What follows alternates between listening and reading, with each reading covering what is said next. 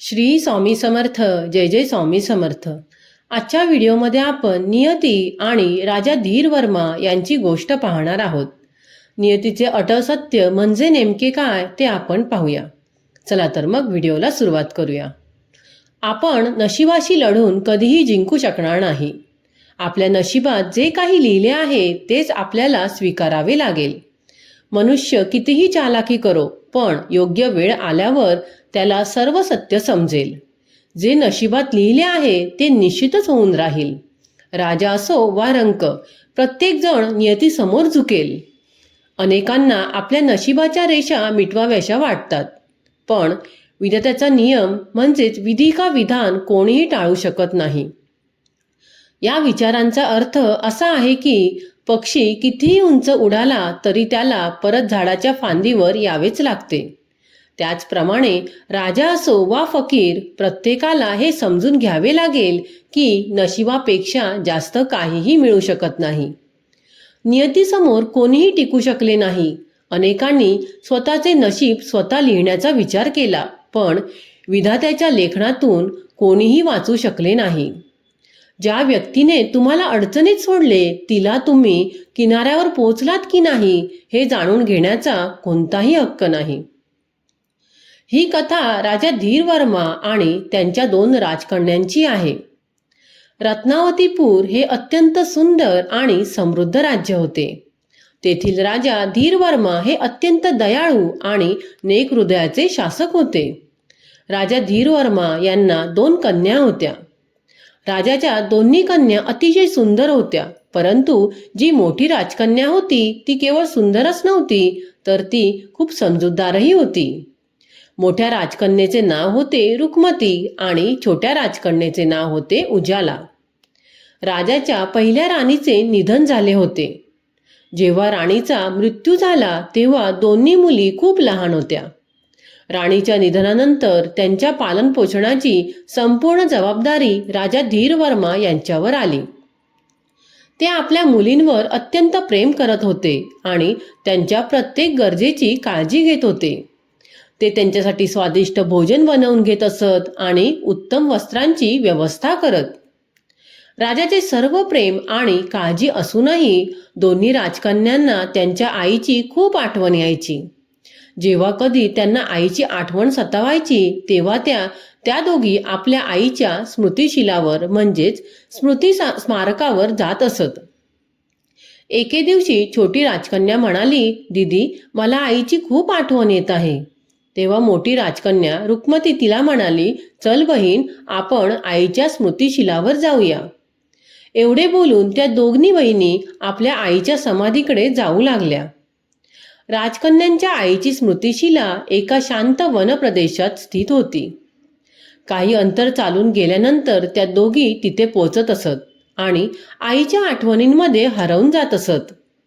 त्या दोघी म्हणत की आई, आम्हाला तुझी खूप आठवण येते. आई, तू आम्हाला सोडून का गेलीस? आईला आठवून त्या दोघी रडू लागत असत. हे दूर उभे असलेले राजा धीर वर्मा दृश्य पाहत असत आणि त्यांचे डोळेही पाणावत असत. त्यांना त्यांच्या पहिल्या पत्नीची म्हणजेच राणी रूपवतीची आठवण सतावत असे. त्यांच्या मनात जुन्या दिवसांच्या गोष्टी फिरू लागत असत. एका प्रसंगाची आठवण त्यांना झाली जिथे ते राजवैद्याला विचारत होते, राजवैद्य, काही समजले का? राणीला काय आजार आहे? राजवैद्याने उत्तर दिले, महाराज, आपण प्रत्येक शक्य उपाय केला आहे, पण कोणतीही औषध लागू होत नाहीये. राजा धीर वर्मांनी विचारले, मग अजून काय उपाय? राजवैद्य म्हणाले, महाराज, आता फक्त ईश्वराची कृपा हीच आशा आहे. या आठवणीत राजा धीर वर्मा आपल्या पत्नीला उद्देशून म्हणाले होते, रूपवती, डोळे उघड. तू वचन दिले होतेस की आम्हाला सोडून कुठेही जाणार नाहीस. तेव्हा राजवैद्य हळूच म्हणाले होते, महाराज, रूपवती आता या जगात नाहीत. त्यावेळी दोन्ही राजकन्या खूप लहान होत्या. त्या रडत म्हणाल्या होत्या, आई उठ. रुक्मती रडत म्हणाली होती, आई, तू लवकर बरी होशील. राजा धीर वर्मा आपल्या मुलींची ही व्यथा पाहून दुःखी होत असत. ते त्यांना समजावत, बाळांनो, तुमची आई आपल्यासोबतच आहे. आता संध्याकाळ झाली आहे, चला आपण राजवाड्याकडे परत जाऊया. असे म्हणून ते आपल्या दोन्ही मुलींना सोबत घेऊन राजवाड्याकडे परत जात असत. वेळेनुसार रुक्मती आणि उजाला आता पौगंडावस्थेतून पुढे गेल्या होत्या. दोन्ही बहिणींमध्ये खूप प्रेम आणि समजूतदारपणा होता. त्यांनी आपल्या वडिलांप्रती असलेल्या कर्तव्याला नेहमीच सर्वोच्च मानले होते. म्हणूनच त्या रोज राजासाठी स्वतःच्या हाताने साधे, स्वादिष्ट आणि प्रेमपूर्ण भोजन बनवत असत. रोज राजकन्या भोजन बनवत असताना त्याच वेळी एक मध्यम वयाची महिला राजवाड्यात येत असे. ती एका सामान्य शेतकऱ्याची विधवा पत्नी होती, जिची मुलगीही रुक्मती आणि उजालाच्याच वयाची होती. ही महिला दिसायला भोळी वाटत असे, पण तिच्या हेतूमध्ये कपट होते. ही कथा एका गरीब विधवेची आहे, जिचा पती काही वर्षांपूर्वी दुष्काळामुळे अकाल मरण पावला होता. तेव्हापासून ती आपल्या मुलीसोबत अत्यंत गरिबीत जीवन जगत होती. परंतु तिच्या मनात दुःख आणि द्वेषाची भावना भरलेली होती. तिला वाटत असे की राजाची जी समृद्धी आणि शाही थाटमाट आहे, तो तिच्यासारख्या गरीब आणि गरजू लोकांच्या किमतीवर उभा आहे. ती विधवा रोज रुक्मती आणि उजाला या राजकन्यांकडून जंगलात तोडलेली लाकडे मागत असे. त्या बदल्यात ती राजाच्या भोजनात गुपचूप राख मिसळत असे. एका सामान्य शेतकऱ्याला जे सुख मिळू शकले नाही, ते सुख राजाला मिळू नये अशी तिची इच्छा होती. छोटी राजकन्या उजाला हिला ती बाई सुरुवातीपासूनच काहीतरी वेगळी आणि धोकादायक वाटत होती. एक दिवस उजालाने त्या विधवेला विचारले, माते, तुम्ही स्वतः जंगलातून लाकडे का आणत नाही? तुम्ही रोज आमच्याकडूनच लाकडे का घेता? विधवेने हसून उत्तर दिले, बाळ, आता माझ्या शरीरात ताकद राहिलेली नाही. माझी मुलगी सुद्धा नेहमी आजारी असते. तुम्ही मला रोज मदत करता, यासाठी देव तुमचे भले करो. यावर रुक्मिणीने म्हणजेच मोठ्या राजकन्येने उजालाला रागावून म्हटले, बहीण, ती बिचारी विधवा आहे. तिच्याजवळ काही नाही. आपल्याला जे काही मिळाले आहे ती ईश्वराची कृपा आहे आणि आपण ते इतरांना वाटले पाहिजे. परंतु उजालाच्या डोळ्यात संशय कायम होता. ती म्हणाली, तुम्ही समजणार नाही बहीण. एक दिवस हीच बाई आपल्यासाठी घातक ठरेल. काही दिवसानंतर राजवाड्यात काम करणारे सैनिक आणि सेवकांनीही राजाकडे तक्रार केली की त्यांच्या भोजनाची चव विचित्र झाली आहे. राजा आता पूर्णपणे सावध झाला होता. त्यांनी स्वतः स्वयंपाकघरात काय चालले आहे हे पाहण्याचे ठरवले. दुसऱ्या दिवशी जेव्हा रुक्मती आणि उजाला स्वयंपाक करत होत्या, तेव्हा राजा एका गुप्त झरोक्यातून हे सर्व पाहत होता. राजांनी पाहिले की दोन्ही मुली मोठ्या प्रेमाने आणि लक्षपूर्वक तांदूळ धुवत आहेत. डाळ शिजवून त्यात तूप टाकत आहेत आणि पोळ्या लाटून तव्यावर भाजत आहेत. स्वयंपाक झाल्यावर त्यांनी भोजन झाकून बाजूला ठेवले. थोड्या वेळाने तीच विधवाबाई नेहमीप्रमाणे लाकडे मागण्यासाठी आली. रुक्मती हसून तिला लाकडे देते आणि बहिणीसोबत आत जाते. राजाच्या नजरा त्या बाईवर खिळलेल्या होत्या. जसे राजकन्या आत जातात, ती बाई इकडे तिकडे पाहते. तिने राखीची पुडी काढली आणि राजाच्या भोजनात ती राख मिसळून गुपचूप निघून गेली. हा प्रकार पाहून राजाला खूप राग आला. ते लगेच आक्रमक झाले. त्यांनी तत्काळ राजवाड्यात दवंडी पिटवून सैनिकांना आदेश दिला की त्या विधवेला ताबडतोब दरबारात हजर केले जावे. थोड्या वेळाने सैनिक त्या विधवेला पकडून दरबारात घेऊन येतात. विधवेला दरबारात आणल्यानंतर सर्वत्र शांतता पसरली होती. राजा धीरवर्मा गर्जना करून म्हणाले, अरे दुष्टे, तू माझ्या भोजनात विष नाही तर द्वेष मिसळत आहेस. तू कोण आहेस आणि तुला काय हवे आहे? तू असे नीच कृत्य का केलेस? तू माझ्या मुलींच्या मेहनतीवर राग का टाकलीस? आणि तू माझे भोजन अपवित्र का केलेस? ती विधवा महिला काही क्षण शांत राहिली. नंतर तिच्या डोळ्यातून अश्रू वाहू लागले. ती म्हणाली, महाराज, मला माफ करा. मी तर फक्त एक खेळ खेळत होते. मी हे पाहू इच्छित होते की तुम्ही किती चतुर आणि समजूतदार राजा आहात आणि अखेरीस या समस्येचे समाधान कसे काढता. महाराज, तुम्ही तर खूप न्यायप्रिय आणि समजूतदार राजा आहात. याप्रमाणे त्या विधवेने राजाला आपल्या गोड बोलण्यात गुंतवून टाकले. त्या बाईचे मधुर बोलणे ऐकून राजा धीरवर्मा तिच्या समजूतदारपणामुळे खूप प्रसन्न झाले आणि तिच्या सौंदर्यावरही मोहितही झाले.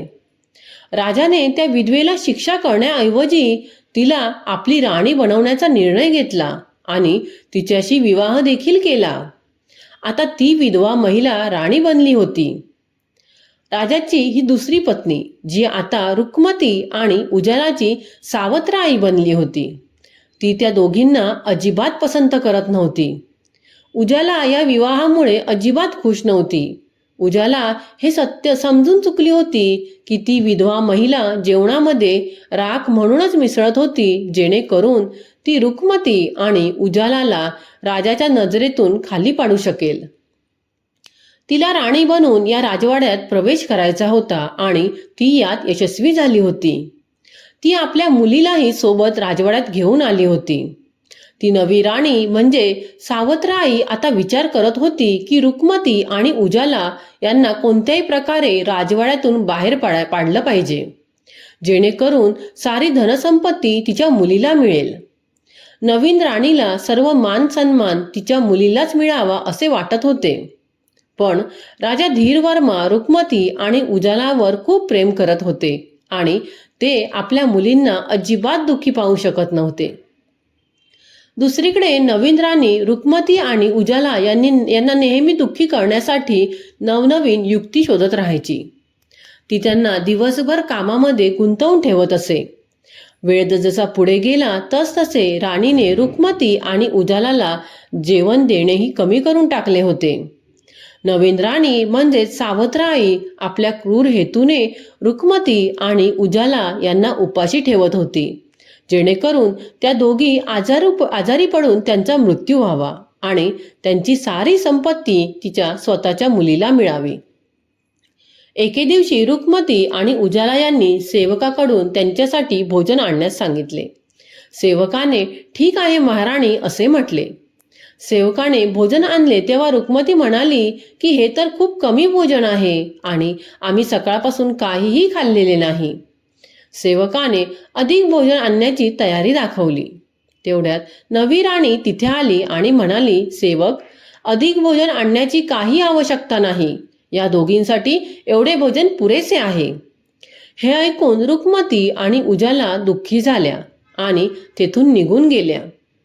राणी रुक्मती आणि उजाला यांना रोज काही ना काही बोलत असे. उजाला, माझे पाय दुखत आहेत, थोडा वेळ माझे पाय दाब, असे ती उजालाला सांगत असे आणि उजाला ठीक आहे मा असे म्हणून तिचे ऐकत असे. राणी आपल्या मुलीसाठी चांगले भोजन बनवून घेत असे, पण रुक्मती आणि उजाला यांना पोटभर जेवणही खाऊ देत नसे. जसजशी वेळ जात होती रुक्मती आणि उजाला नेहमी दुःखी राहू लागल्या होत्या. रुक्मतीला याची जाणीव झाली की उजालाने या विधवेबद्दल जे काही सांगितले होते ते सत्य होते. एक दिवस दोघी खूप त्रस्त झाल्या. त्या दोघी जंगलात गेल्या आणि आपल्या आईच्या समाधीवर जाऊन रडू लागल्या. त्या आईला म्हणाल्या, आई, तू तुझ्या असहाय्य, लाचार आणि हतबल मुलींना पाहू शकत नाहीस का? ही सावत्र आई आमच्यावर किती अत्याचार करत आहे. ती आम्हाला पोटभर जेवणही देत नाही. आई, आता आम्ही काय करावे? अशा प्रकारे त्या दोघी रोज आपल्या आईच्या समाधीवर येत आणि रडत असत. एक दिवस जेव्हा दोन्ही बहिणी आईच्या समाधीवर गेल्या तेव्हा त्यांना दिसले की त्यांच्या आईच्या समाधीवर एक अत्यंत सुंदर सफरचंदाचे झाड उगवले आहे आणि त्या झाडावर खूप सुंदर आणि ताजी सफरचंदाची फळे लागली आहेत. त्यानंतर जेव्हा राणी त्यांना खाण्यासाठी पुरेसे भोजन देत नसे तेव्हा त्या दोघी त्यांच्या आईच्या समाधीवर येत आणि ती सफरचंद फळे खाऊन आपली भूक शांत करत असत. हळूहळू राणीने त्यांना भोजन देणे पूर्णपणे बंद करून टाकले होते. सावत्र आईने दोन्ही राजकन्यांना म्हणजेच रुक्मती आणि उजाला यांना जेवण देणे पूर्णपणे बंद केले होते.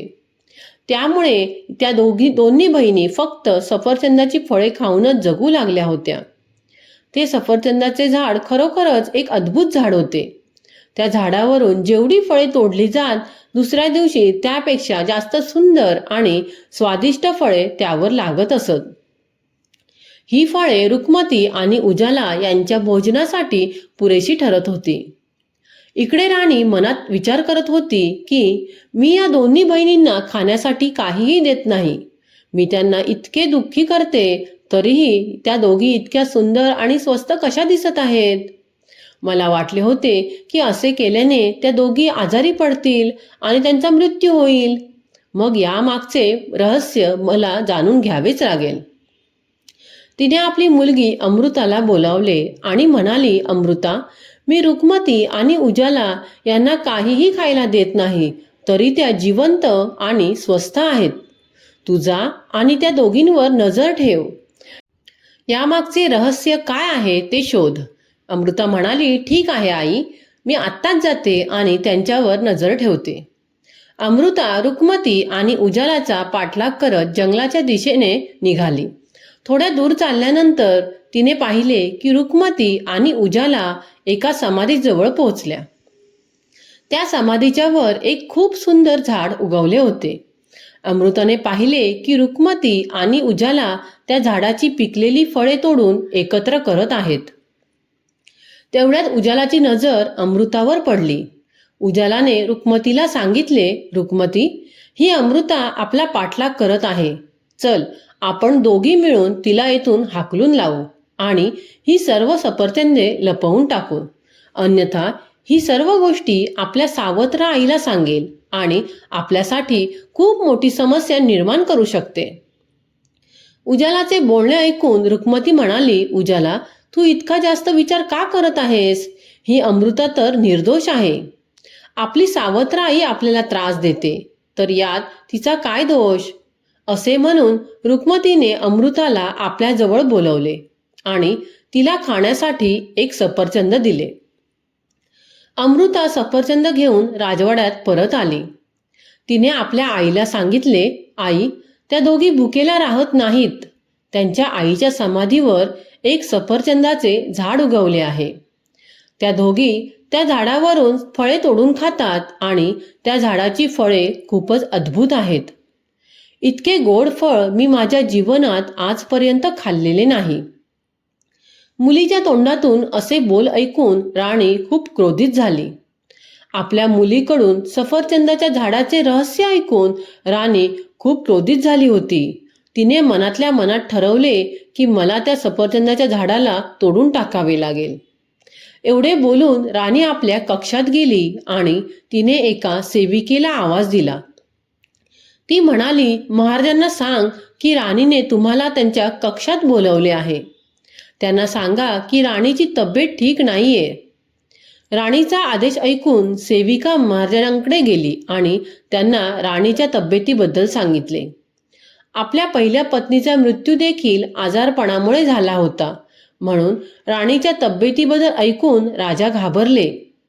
राजा त्वरित राणीच्या कक्षात आले आणि म्हणाले, राणी, तुम्हाला काय झाले आहे? आम्ही आत्ताच वैद्यजींना बोलावतो. राणीने म्हटले, माझ्या डोक्यात खूप वेदना आहे आणि असे वाटत आहे की ही वेदना माझा जीव घेईल. जर कोणी मला या वेदनेतून मुक्त करू शकत असेल तर ते फक्त एक सफरचंदाचे झाड आहे, जे तुमच्या पहिल्या पत्नीच्या समाधीवर लागलेले आहे. राजाला आश्चर्य वाटले आणि ते म्हणाले, राणी, एका सफरचंदाचे झाड तुमची वेदना कसं काय ठीक करू शकते? राणीने उत्तर दिले, महाराज, जर त्या सफरचंदाच्या झाडाची मुळे, पाने आणि फळे पाण्यात उकळून त्या पाण्यापासून जे औषधी जल तयार होईल, त्या जलाने माझ्या डोक्याची मालिश केल्यावर आणि ते जल मी सेवन केल्यावर माझ्या डोक्याची वेदना ठीक होईल. राणीचे बोलणे मान्य करून राजाने काही सैनिकांना बोलावले आणि सांगितले की राणीच्या समाधीवर जे सफरचंदाचे झाड आहे त्याला मुळांसहित आणि पानांसहित उखडून घेऊन या. राजाचा आदेश मिळताच सैनिक राणीच्या म्हणजेच पहिल्या पत्नीच्या समाधीकडे गेले आणि सफरचंदाचे झाड मुळांसहित उपटून घेऊन आले. राणीने सांगितल्याप्रमाणे सेविकेने त्या झाडाची फळे, मुळे आणि पाने पाण्यात उकळून ते औषध म्हणून तयार केले. त्या पाण्याने राणीच्या डोक्याची मालिश करण्यात आली आणि ते पाणी राणीला पिण्यासाठी देण्यात आले. सेवन केल्यावर राणीने राजाला सांगितले, महाराज, आता मी पूर्णपणे ठीक झाली आहे. दुसऱ्या दिवशी रुक्मती आणि उजाला त्यांच्या आईच्या समाधीवर पोहोचल्या. तेव्हा त्यांनी पाहिले की समाधीवरचे ते सुंदर सफरचंदाचे झाड गायब झाले आहे.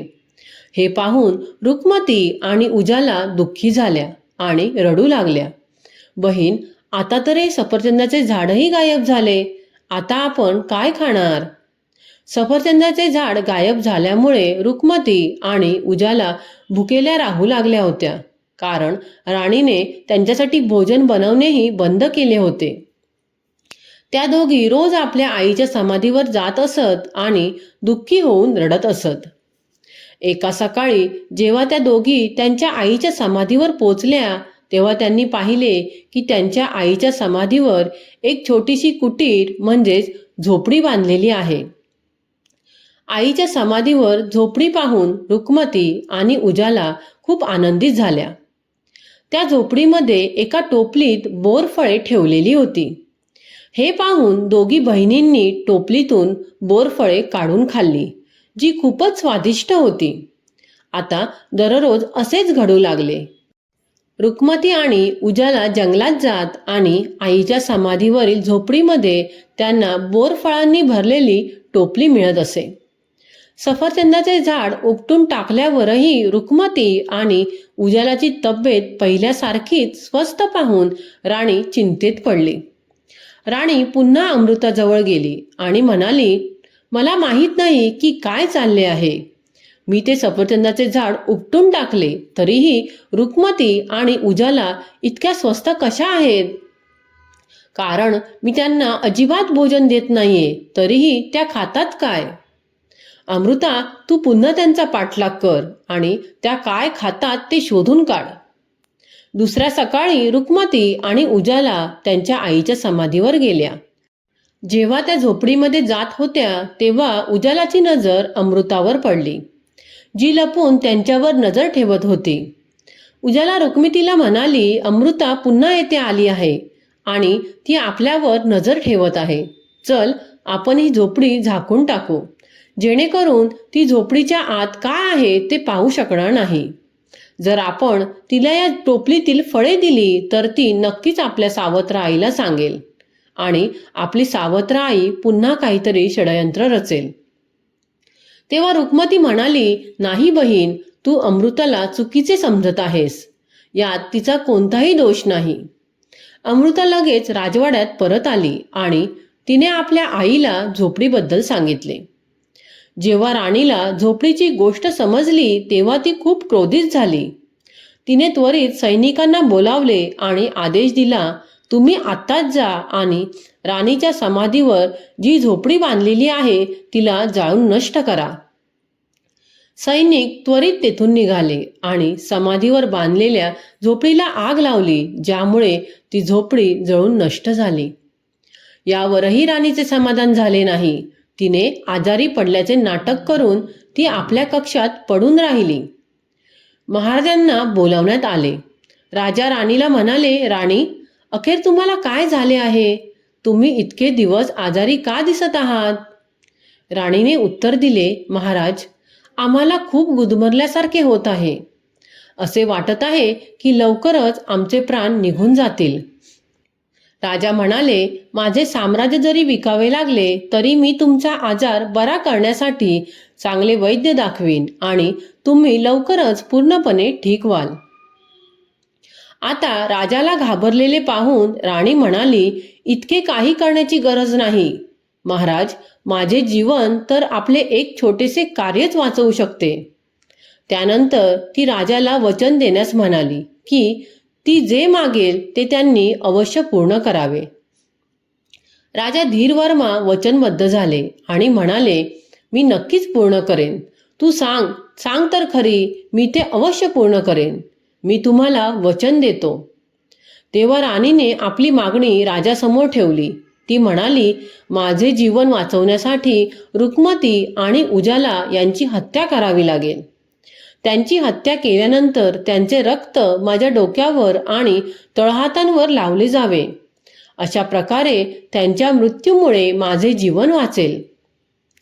हे शब्द ऐकून राजा दुःखाने भरून गेले.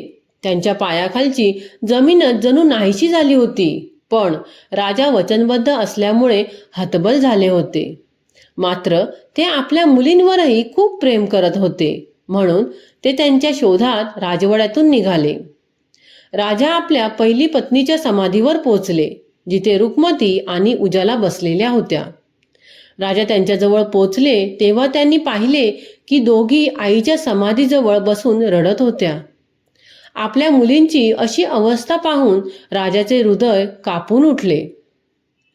तेव्हा रुक्मतीने राजाला संपूर्ण घटना सांगितली. एका बाजूला राजाला राणीला दिलेले वचन आठवत होते, तर दुसऱ्या बाजूला त्यांच्या मुलींचे जीवन होते. आता काय करावे हे राजाला समजत नव्हते. अखेरीस राजा म्हणाले, मुलींनो, तुम्ही दोघी माझ्यासोबत जंगलातून बाहेर चला. वडिलांचे बोलणे ऐकून रुक्मती आणि उजाला त्यांच्यासोबत चालू लागल्या. थोडे पुढे गेल्यावर एकांतात राजाने रुक्मती आणि उजाला यांना राणीच्या संपूर्ण मागणीबद्दल सांगितले आणि म्हणाले, मुलींनो, माझ्या हातून मरण्यापेक्षा हे चांगले आहे की तुम्ही दोघी या जंगलात एखाद्या श्वापदाचे शिकार बनून मरा. तुम्ही दोघी या राज्यातून निघून जा, नाहीतर तुमची सावत्र आई तुम्हाला मारून टाकेल.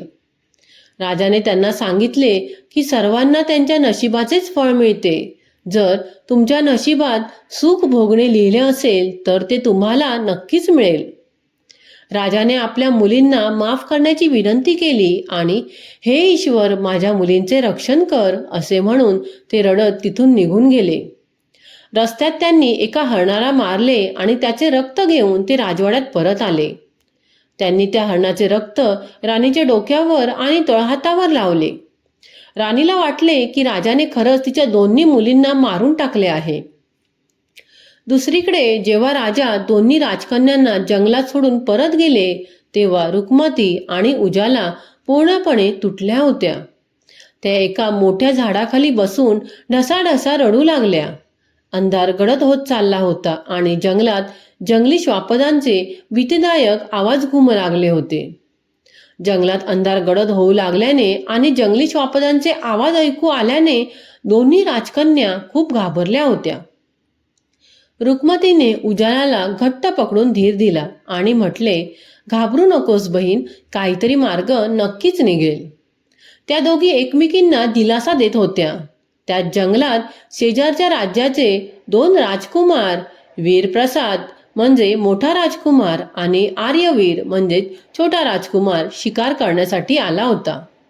जंगलाच्या खोलवर पोहोचल्यावर छोटे राजकुमार आर्यवीर यांना कोणाच्या तरी रडण्याचा हलकासा आवाज ऐकू आला.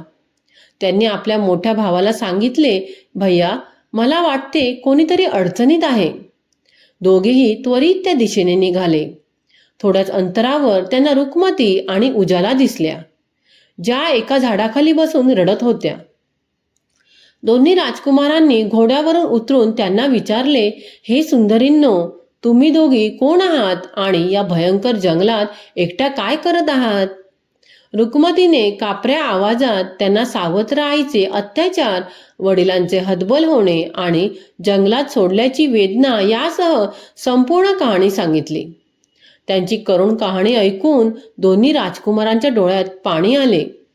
मोठे राजकुमार वीरप्रसाद म्हणाले, तुम्ही दोघी या राज्याच्या राजकन्या बनण्यास योग्य आहात, जंगलात भटकण्यासाठी नाही. चला, आमच्यासोबत चला, आम्ही तुम्हाला सन्मानाने आमच्या महालात घेऊन जाऊ. रुक्मती आणि उजाला यांना पहिल्यांदाच कोणीतरी इतक्या मान सन्मानाने पाहत होते. काही क्षणांसाठी त्या शांत राहिल्या, पण नंतर हळूहळू दोन्ही राजकुमारांसोबत चालू लागल्या. राजवाड्यात पोहोचल्यावर राणी मातेने त्यांचे स्वागत केले आणि त्यांना आपल्या मुलींसारखे प्रेम दिले. काही काळानंतर राजकुमार वीरप्रसाद यांचा विवाह रुक्मती सोबत झाला आणि आर्यवीर यांचा विवाह उजाला सोबत झाला. त्यांच्या विवाह सोहळ्यात संपूर्ण राज्य आनंदाने नाचले. इकडे राजा धीरवर्मा आपल्या महालात खोल पश्चातापाने वेढले गेले होते. त्यांनी राणीशी बोलणे पूर्णपणे बंद केले होते, ज्यामुळे राणीचे आरोग्य म्हणजेच स्वास्थ्य खालावत गेले. अखेरीस राजाने राणीला सांगितले, राणी, हे सर्व तुमच्या कर्माचे फळ आहे. रुक्मती आणि उजाला यांनी सर्व सहन केले, पण कधीही तक्रार केली नाही. राणीच्या डोळ्यातून पश्चातापाचे अश्रू वाहू लागले. तिने राजाच्या चरणांवर पडून क्षमा मागितली. राजालाही आपल्या निर्णयाबद्दल पश्चाताप झाला आणि त्या दोघांनी मिळून रुक्मती आणि उजालाचा शोध सुरू केला. काही दिवसांनी त्यांच्या गुप्तचराने माहिती दिली की दोन्ही मुली आता शेजारच्या राज्याच्या राण्या बनल्या आहेत. राजा आणि राणी त्वरित तिथे पोहोचले. महालात रुक्मती आणि उजाला यांना पाहून राणी ढसाढसा रडू लागली आणि म्हणाली, मुलींनो, मला क्षमा करा. मी तुमच्यासोबत खूप वाईट व्यवहार केला. रुक्मतीने आईचे अश्रू पुसले आणि म्हटले, आई, तुमच्या पश्चातापानेच तुम्हाला क्षमा मिळवून दिली आहे. आम्हाला तुमच्याबद्दल कोणतीही तक्रार नाही. राजाही भावुक झाले आणि म्हणाले, तुम्ही दोघींनी आमचे डोळे उघडले आहेत. आम्ही धन्य आहोत की आमच्या राज्याच्या मुली इतक्या सहनशील, क्षमाशील आणि महान निघाल्या. यानंतर राजा आणि राणीने रुक्मती आणि उजाला यांना मिठी मारली. ही घटना चारही राज्यांसाठी एक प्रेरणा बनली की मुली ओझे नाहीत, तर समाजाची सर्वात मोठी शक्ती आहेत. राजा धीरवर्मा यांनी आपल्या राज्यात एक नवी परंपरा सुरू केली. दरवर्षी कन्या समृद्धी उत्सव, ज्यात सर्व कन्यांचा सन्मान केला जात असे. अशा प्रकारे रुक्मती आणि उजाला, ज्यांना अनेक दुःखांचा सामना करावा लागला, त्यांनी आता प्रेम सन्मानसोबत आपली जीवनाची नवीन सुरुवात केली होती आणि संपूर्ण राज्य आनंदाने जगू लागले होते. मित्रांनो आणि मैत्रिणींनो, तुम्हाला माझा आजचा हा व्हिडिओ आवडला असेल तर व्हिडिओला लाईक, शेअर आणि माझ्या चॅनलला सबस्क्राईब करायला विसरू नका. पुन्हा भेटूया अशाच एका नवीन व्हिडिओसोबत. धन्यवाद.